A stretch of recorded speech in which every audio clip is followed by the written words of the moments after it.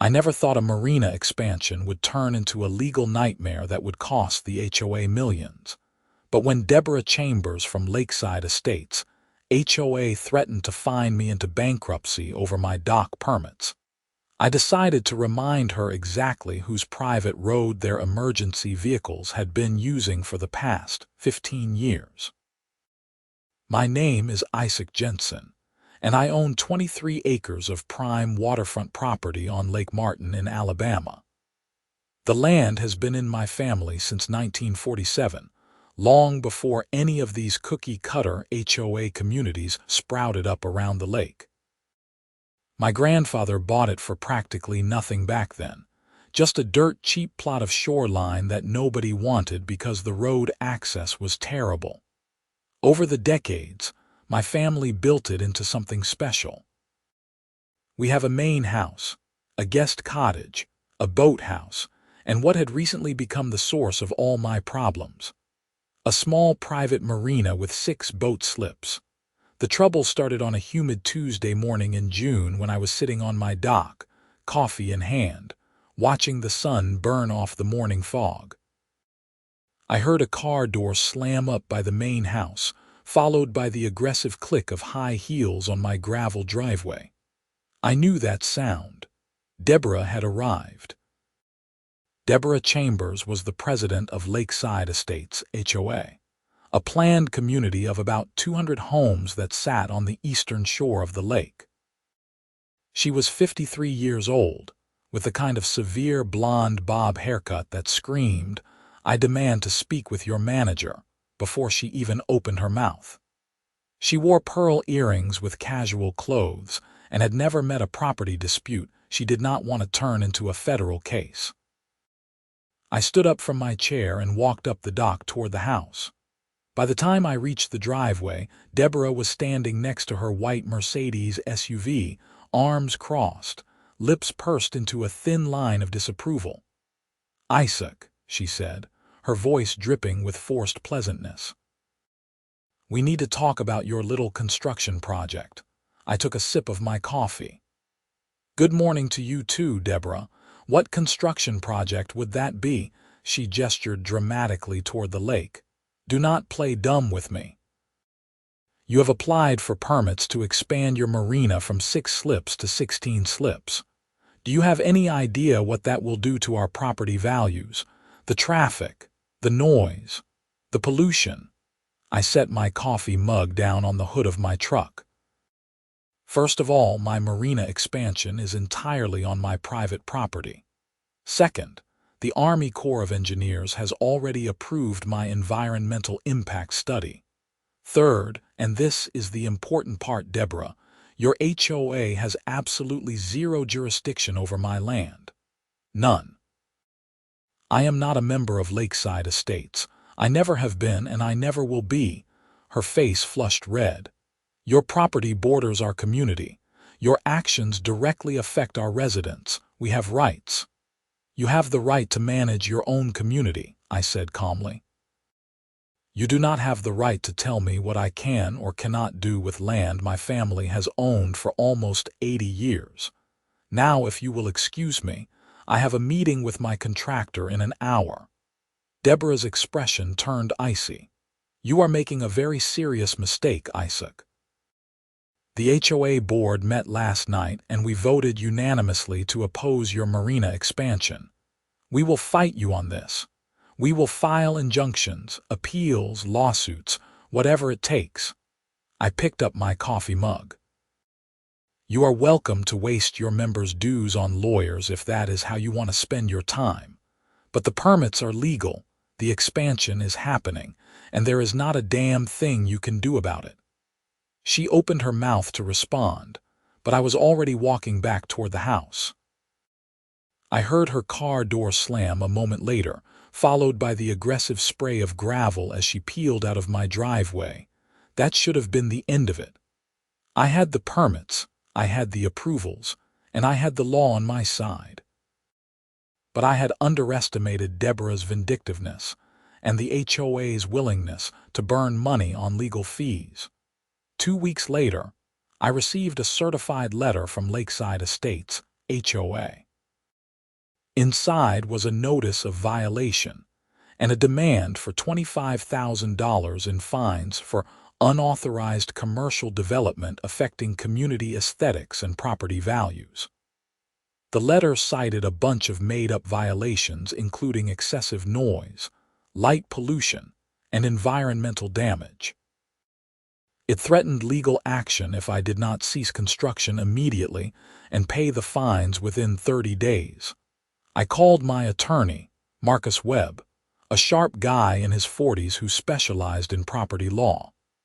We met at his office in Alexander City that same afternoon. Marcus read through the letter, shaking his head.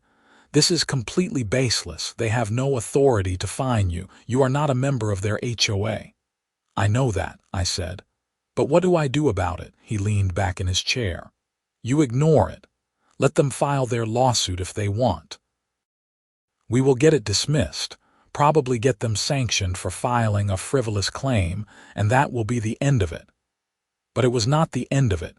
Deborah and the HOA board filed not just one lawsuit, but 3. They sued me in state court for nuisance. They filed a complaint with the Army Corps of Engineers claiming my environmental study was fraudulent. They even tried to get the county to revoke my building permits by claiming I had bribed the inspector. Every single claim was bullshit, but defending against them cost time and money. My contractor had to stop work while the county investigated the bribery allegation, which was dismissed after about 3 weeks. But the delay cost me thousands in demobilization and remobilization costs. The Army Corps investigation took 2 months and found absolutely nothing wrong with my permits, but my marina opening got pushed back an entire season. Marcus was excellent, and we successfully defeated every legal challenge, but I was furious. The HOA had essentially weaponized the legal system to harass me, knowing that even frivolous lawsuits cost money and time to defend against. Then in late September, Deborah made her biggest mistake. I was meeting with my contractor, discussing the final phase of the marina construction, when I saw Deborah's Mercedes coming up my driveway again. This time she was not alone. She had brought 2 other HOA board members with her, Patricia Morrison, the treasurer, and Susan Kelly, the secretary. The 3 of them approached me like a delegation, Deborah in the lead, the other 2 flanking her like backup singers.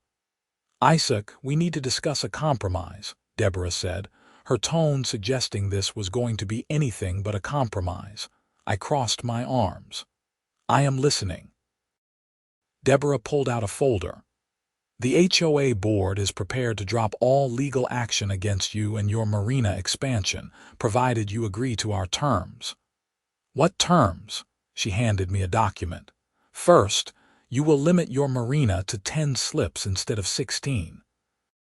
Second, you will impose quiet hours from 8 p.m. to 8 a.m., with no boat engines running during those times. Third, you will contribute $50,000 to the Lakeside Estates Community Beautification Fund as compensation for the impact on our property values. And fourth, you will grant the HOA an easement to access your shoreline for community events." I did not even look at the document. "Absolutely not." Patricia, a pinched-faced woman in her 60s, stepped forward. "Mr. Jensen, we are trying to be reasonable here." "Reasonable?" I laughed. "You have spent the last 3 months suing me with frivolous lawsuits, costing me over $60,000 in legal fees and construction delays, and now you want me to pay you $50,000 and give up part of my property. That is not reasonable. That is extortion." Susan, younger than the other 2 but equally self-righteous, chimed in. "If you do not agree to these terms, we will continue our legal action. We will make your life miserable." I stepped closer to them. "Let me be very clear. I am not giving you a single penny. I am not reducing my marina slips. I am not giving you an easement. And if you continue your frivolous lawsuits, I will countersue the HOA and each of you personally for malicious prosecution, abusive process, and harassment. My attorney assures me we have an excellent case. Deborah's face turned red. You arrogant son of a bitch.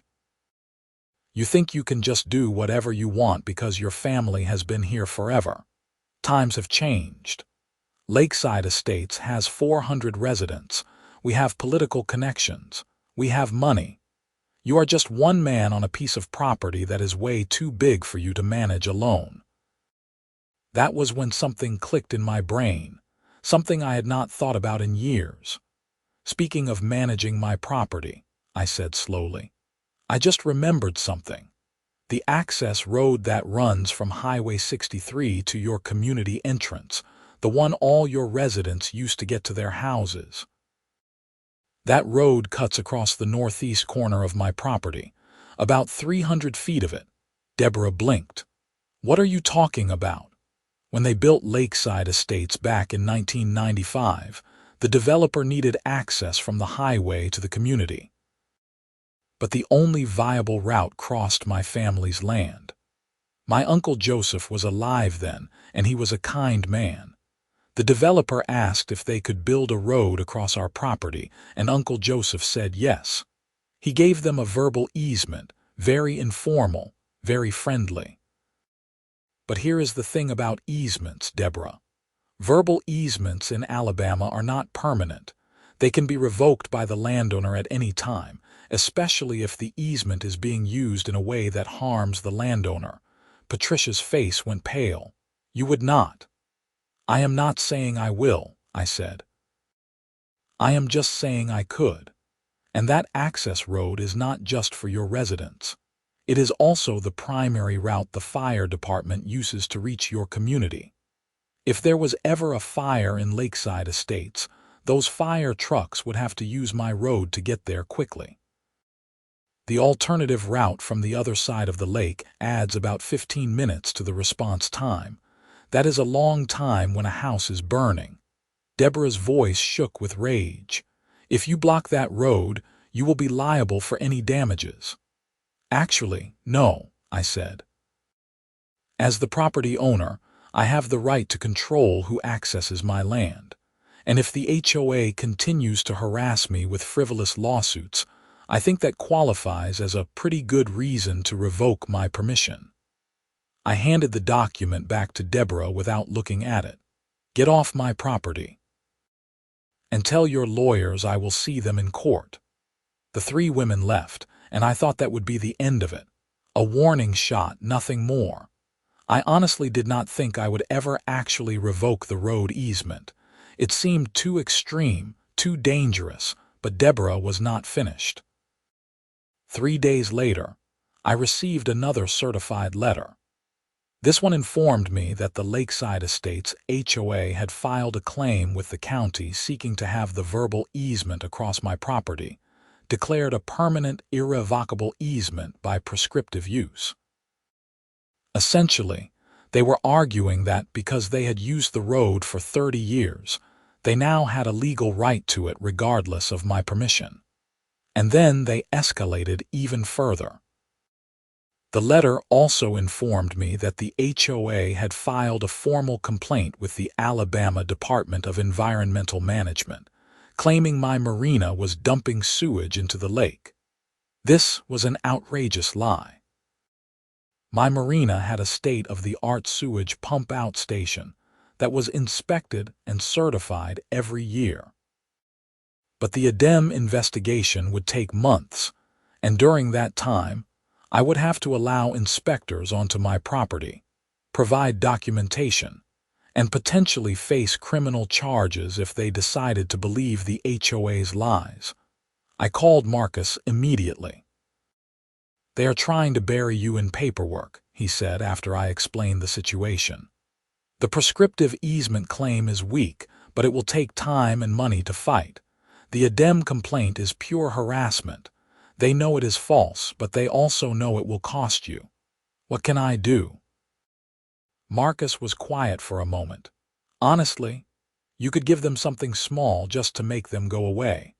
Reduce your Marina to 14 slips instead of 16, maybe contribute 10,000 to their beautification fund. Call it a peace offering. No, I said firmly. I am not rewarding this behavior. They need to learn they cannot bully people into submission. Then you need to hit back, Marcus said, and hit back hard. You mentioned the road easement. Are you serious about that? I thought about it. What would happen if I revoked it? Legally, you are allowed to, Marcus said. Verbal easements can be revoked in Alabama, especially if you can demonstrate that the easement holder is acting in bad faith or causing you harm. Given the HOA's pattern of harassment, you have a solid case. But Isaac, if you do this, people are going to get hurt. Not physically maybe, but their property values will drop. Their insurance rates will go up when they find out fire response times are slower, and they are going to be furious with you. They should be furious with Deborah, I said. She is the one who started this war.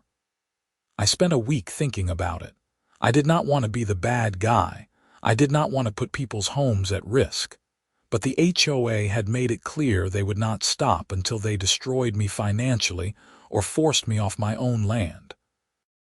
On October 15th, I had Marcus draft a formal notice of easement revocation. The letter informed Lakeside Estates HOA that as of November 1st, they no longer had permission to use the access road crossing my property. The letter cited the ongoing harassment, the frivolous lawsuits, and the false idem complaint as reasons for the revocation. Marcus filed the notice with the county clerk and sent copies to the HOA, the county sheriff's department, and the local fire department. The response was immediate and explosive. Within hours of receiving the notice, Deborah called me 17 times. I did not answer. She then showed up at my property with a local news crew, claiming I was putting lives at risk over a petty dispute. The news crew wanted my side of the story, so I gave it to them. I explained the HOA's harassment, the frivolous lawsuits, the false environmental complaints, and the fact that they had tried to extort $50,000 from me. I showed them the legal documents proving everything I said. The story aired that evening, and public opinion was split. Some people thought I was a hero standing up to an abusive HOA. Others thought I was a monster willing to let people's houses burn out of spite. The HOA filed an emergency injunction to stop me from blocking the road. The hearing was scheduled for October 25th. Marcus and I showed up at the Tallapoosa County Courthouse with boxes of evidence. Copies of the HOA's lawsuits, the false idem complaint, the extortion letter, and documentation of the $60,000 I had spent defending against their frivolous claims. The HOA's attorney, a slick guy named Richard Pemberton, argued that the easement had been in place for 30 years and that revoking it would endanger public safety. Marcus countered by walking the judge through the timeline of harassment. Your Honor, this is not about property rights. This is about an HOA that has weaponized the legal system to bully a private landowner. Mr. Jensen has been subjected to over a dozen frivolous legal actions in the past 4 months, costing him tens of thousands of dollars. The HOA has filed false environmental complaints, attempted extortion, and is now claiming a right to his property that they never legally secured. Mr. Jensen has every right to revoke a verbal easement, especially when the easement holder is acting in such egregious bad faith. The judge, a no-nonsense woman in her 60s named Helen Crawford, reviewed the evidence carefully. After about 30 minutes, she looked up. I am denying the HOA's request for an injunction, she said. Mr. Jensen is within his legal rights to revoke the easement. However, I am going to issue a strong recommendation that both parties sit down and negotiate a resolution to this dispute. Mr. Jensen, I understand your frustration, but blocking emergency vehicle access is a serious matter. And to the HOA, your behavior toward Mr. Jensen has been appalling. If I see another frivolous lawsuit from your organization, I will personally recommend sanctions." Deborah looked like she was about to explode, but Pemberton put a hand on her arm to keep her quiet. As we left the courthouse, Marcus turned to me. "You won, but the judge is right. You need to think about the consequences here." "I have," I said, "and I am going through with it." On November 1st, I installed a locked gate across the access road where it entered my property. I posted signs indicating it was private property and that trespassers would be prosecuted. The HOA residents were furious. I received hundreds of angry emails and phone calls. Someone spray-painted "murderer" on my mailbox. A group of residents organized a protest outside my property, chanting and holding signs that said "safety over spite" and "open the road." But I also received support. Several local property rights groups praised me for standing up to HOA overreach.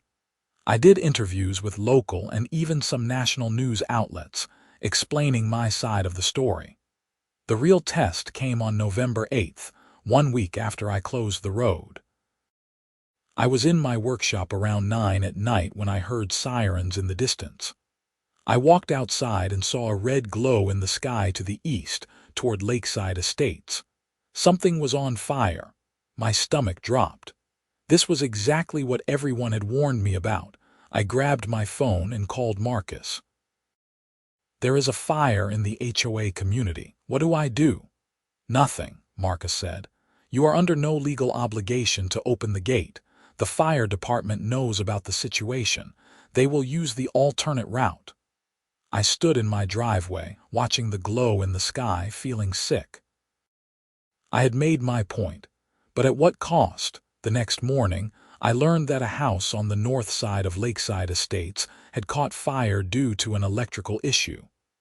The fire department had indeed used the alternate route, adding 14 minutes to their response time. By the time they arrived, the house was fully engulfed. No one was hurt, thank God. The family had gotten out safely, but the house was a total loss. The local news had a field day. Deborah gave a tearful interview, claiming that I had blood on my hands, and that the house could have been saved if the fire trucks had been able to use the normal route. I felt terrible, but I also knew that the fire chief had said the house was already fully involved when the call came in. The extra 14 minutes had not made a difference in terms of saving the structure, though it certainly did not help. Still, the public backlash was intense. I received death threats. Someone threw a brick through my window. The county commission held an emergency meeting to discuss whether they could use eminent domain to take my property and create a public easement. That was when things took an unexpected turn. On November 12th, I received a call from a number I did not recognize. I almost did not answer, given all the harassment calls I had been getting, but something made me pick up. "Mr. Jensen, this is Fire Chief Thomas Garrett from the Tallapoosa County Fire Department. Do you have a few minutes to talk?" "Of course, Chief.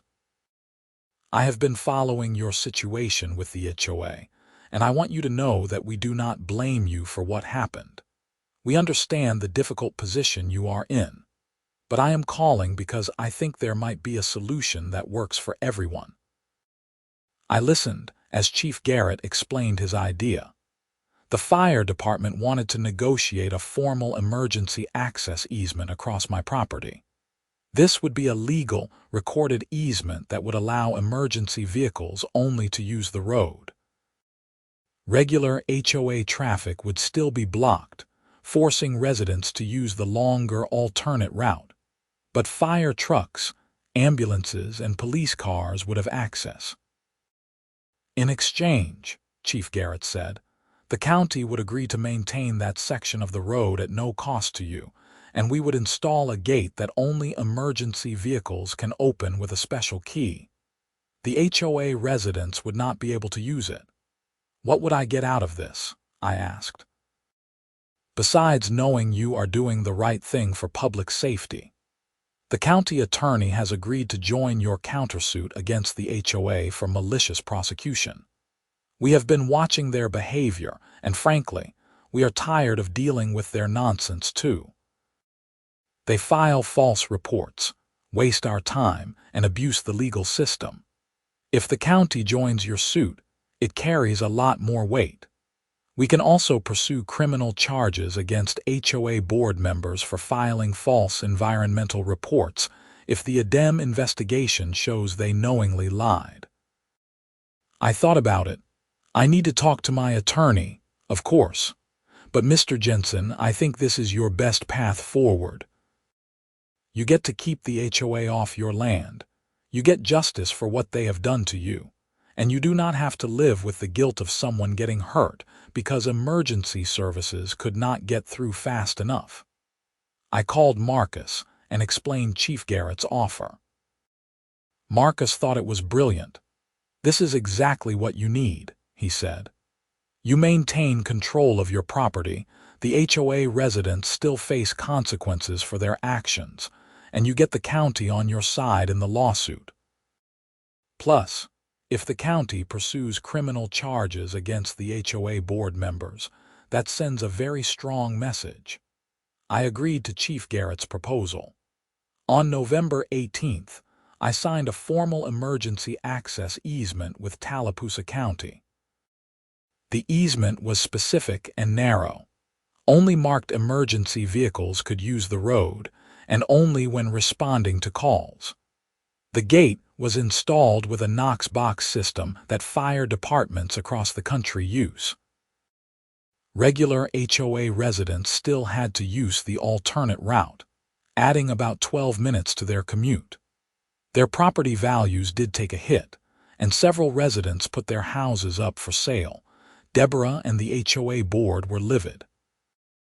They filed another lawsuit, this time claiming that I had created a public nuisance by forcing residents to use the longer route. That lawsuit was dismissed within weeks, and the judge sanctioned the HOA's attorney for filing yet another frivolous claim. Then in December, the ADEM investigation concluded. The report was scathing. It found absolutely no evidence of environmental violations at my marina, and furthermore, it concluded that the HOA's complaint had been made in bad faith with no factual basis. Based on that finding, the county attorney filed criminal charges against Deborah Chambers, Patricia Morrison, and Susan Kelly for making false statements to a government agency. In Alabama, that is a misdemeanor punishable by up to a year in jail and a fine of up to $6,000. The three women were arrested in early January. The mugshots made the local news, and suddenly public opinion shifted dramatically. People who had called me a monster were now calling the HOA board members criminals.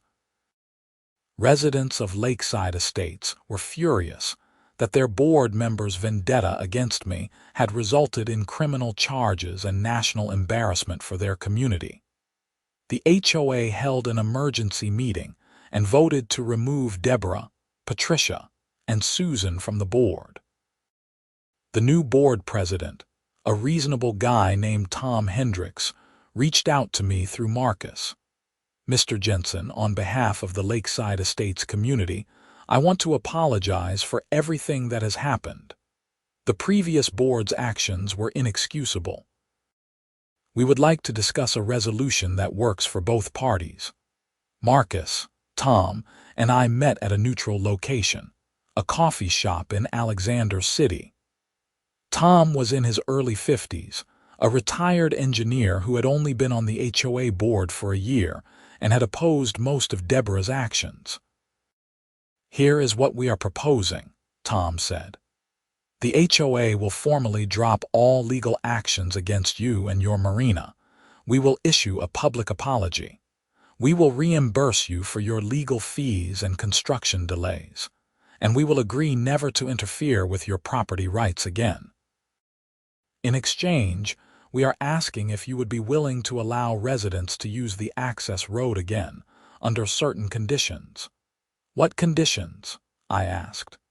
We would like to negotiate a formal recorded easement with you. You would retain ownership of the land, but we would pay for the easement rights. We would also agree to maintain the road, cover all insurance liability, and restrict traffic hours so it is not a nuisance to you. If there are any violations of the agreement, the easement would automatically terminate. I looked at Marcus. He nodded slightly. It was a good offer. How much are we talking for the easement? I asked. Tom pulled out a document. Our attorney has appraised the value at $150,000, payable to you immediately, plus an annual maintenance fee of $5,000. Additionally, we will pay your legal fees, which I understand are around $70,000, and $50,000 for your construction delays and emotional distress. Total of $270,000 upfront, plus $5,000 per year. I did not answer right away. I wanted them to sweat a little. I will also need the HOA to agree to several conditions, I said. First, the easement agreement includes a moratorium clause. If the HOA or its members file any legal action against me in the future, the easement terminates immediately with no refund. Second, I want a public apology not just from the current board, but from Deborah, Patricia, and Susan personally. Third, I want the HOA to pay for repairs to my mailbox and window that were vandalized. And fourth, I want a written guarantee that the HOA will never oppose any future development on my property. Tom did not hesitate. Done. We will have our attorney draft the agreement. The agreement was finalized in February. I received a cashier's check for $270,000. Deborah, Patricia, and Susan each sent written apologies, though I could tell Deborah's was written through gritted teeth. The three women pleaded guilty to the false statement charges and were each sentenced to 6 months probation, 200 hours of community service, and fined $3,000. They were also permanently banned from serving on any HOA board in the state of Alabama. My countersuit for malicious prosecution went to trial in April. With the county attorney backing me up, the case was open and shut. The jury awarded me an additional $150,000 in damages, plus attorney fees. The judge also issued a permanent injunction preventing Lakeside Estates HOA from filing any legal actions against me without first obtaining court permission. By the time everything was settled, I had recovered all my costs plus a substantial amount extra. More importantly, I had sent a message that you cannot bully people just because you have an HOA board position. I finished my Marina expansion in May, right at the start of the boating season. All 16 slips were rented out within a week. The Marina has been profitable and drama-free ever since. The access road is now governed by a formal easement agreement. HOA residents use it every day, and there have been no issues. Tom Hendricks and I actually became friendly. He invites me to the HOA community events occasionally, though I usually decline. I am not much for organized social activities.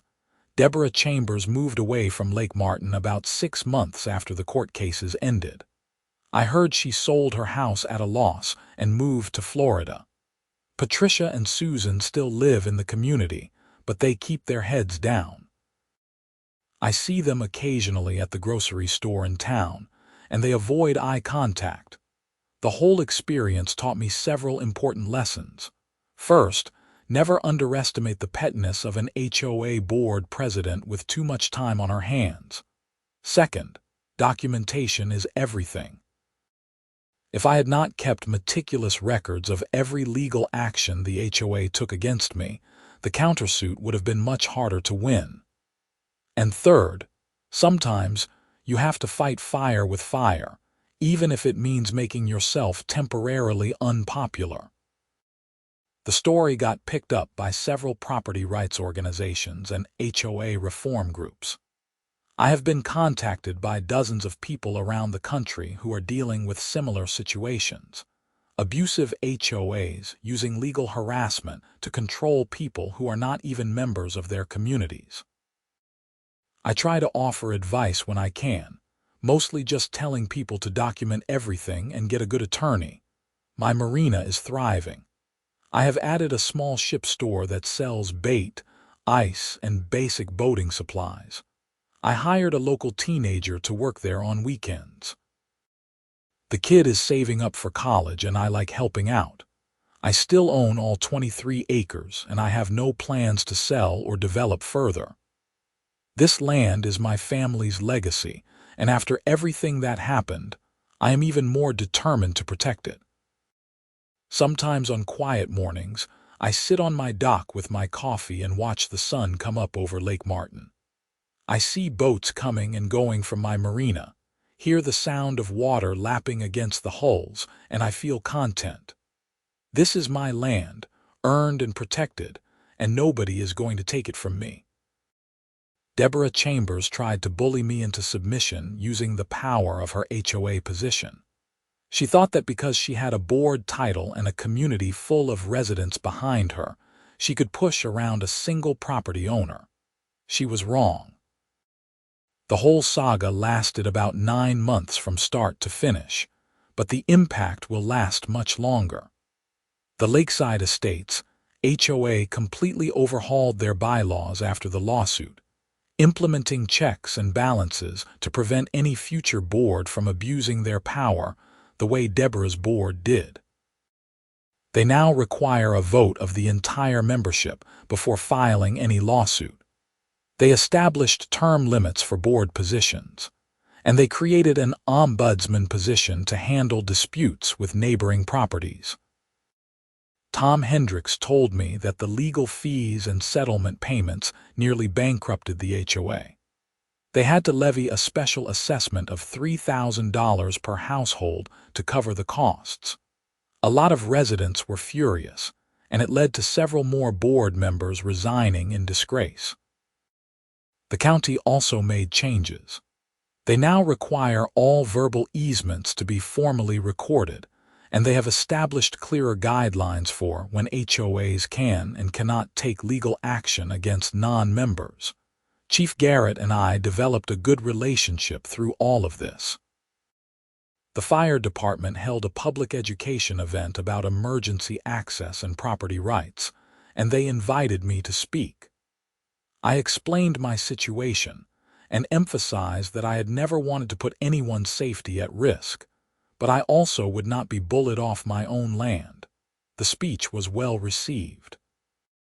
Several firefighters came up to me afterward and thanked me for standing up to the HOA, saying they had dealt with Deborah's nonsense for years and were glad someone finally called her out. My attorney Marcus became a good friend too. We still meet for lunch occasionally, and he loves telling the story of the HOA president who thought she could steal a road easement through sheer force of will. He uses it as a cautionary tale when speaking at legal conferences about HOA overreach. The marina itself exceeded all my expectations. In the first year, I generated over $80,000 in revenue from slip rentals alone. The ship store added another $20,000. After expenses, I netted about $60,000, which is not bad for what is essentially a side business. I also started renting out my guest cottage as a vacation rental. It is a beautiful 2-bedroom place right on the water, and it books solid during the summer months. That brings in another $30,000 a year. Between the marina, the cottage rental, and my main job doing consulting work for environmental engineering firms, I am doing better financially than I ever have. The irony is not lost on me that Deborah's attempt to destroy me financially ended up making me significantly wealthier. I used some of the settlement money to make improvements to my property. I renovated the boathouse, upgraded the dock lighting, and installed a state-of-the-art security system. After the vandalism during the dispute, I was not taking any chances. The security cameras proved useful a few months after everything settled. I caught someone trying to sneak onto my property late at night.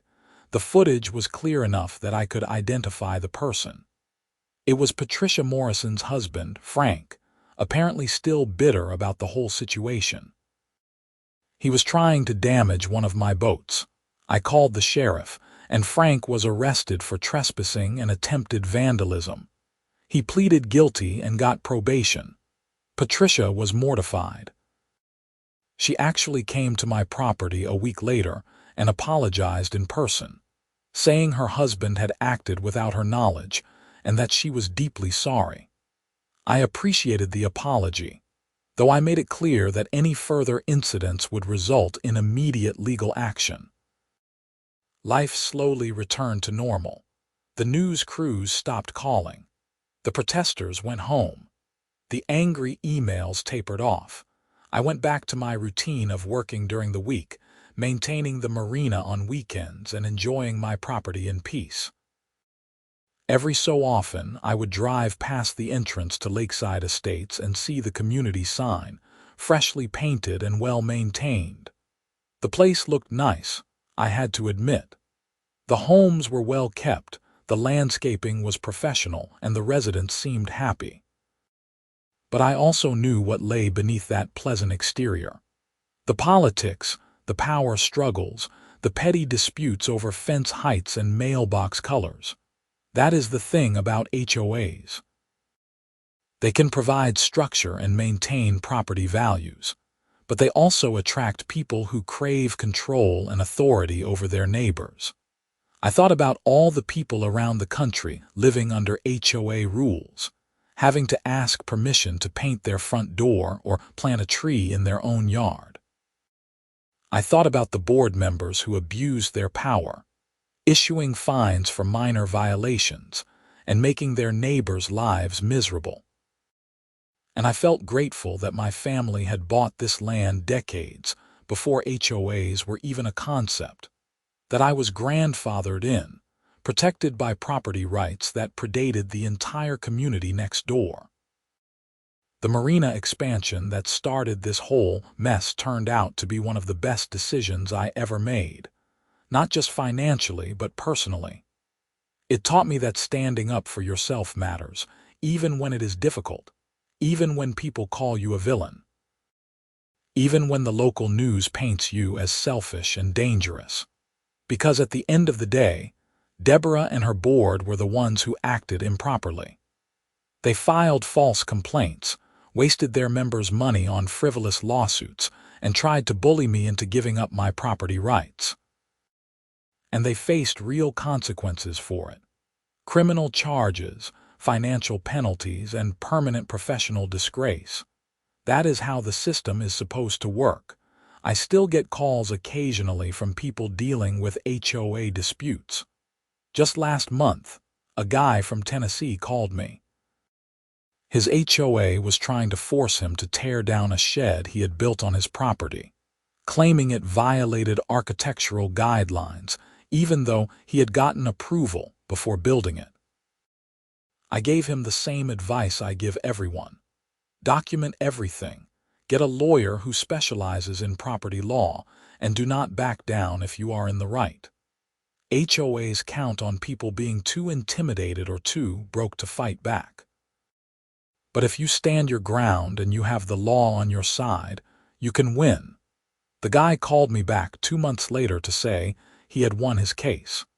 The HOA had to reimburse him for his legal fees and issue a formal apology. He thanked me for the encouragement and said he never would have fought back if I had not shared my story. That made me feel good. Like maybe all the stress and aggravation I went through had a purpose beyond just protecting my own property.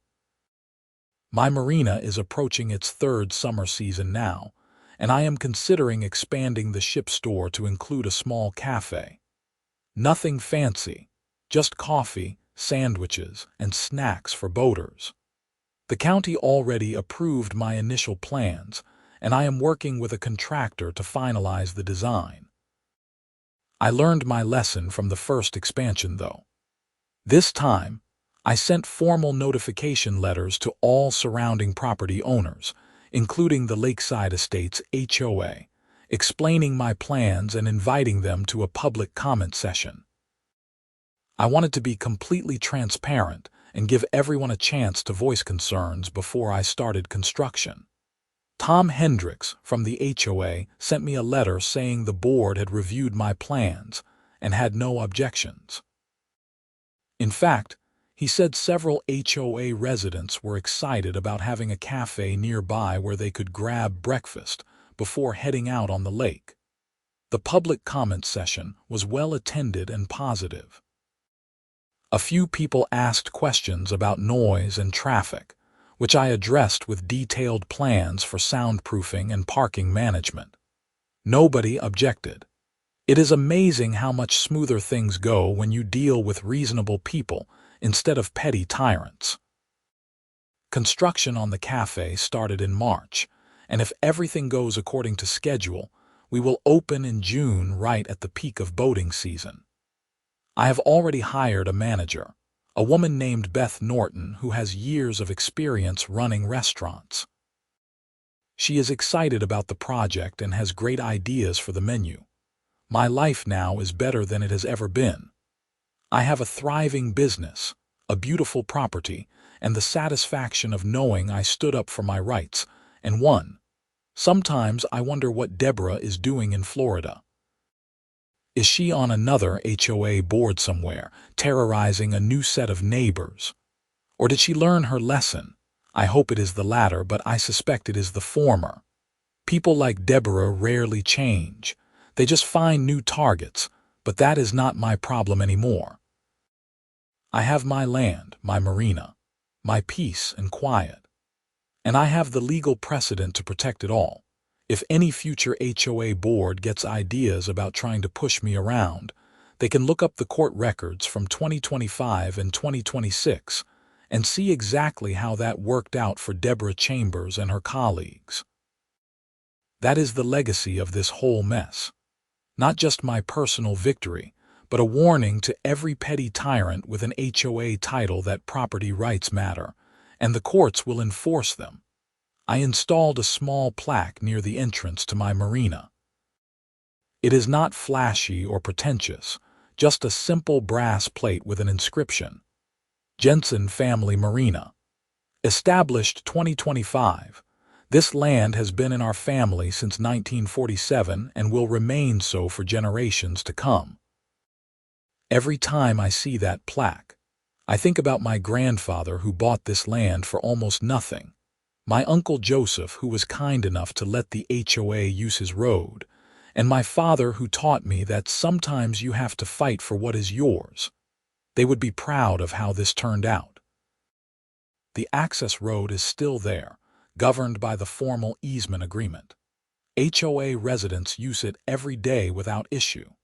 Emergency vehicles have the access they need, and I get paid $5,000 a year for the privilege while maintaining complete control over my property.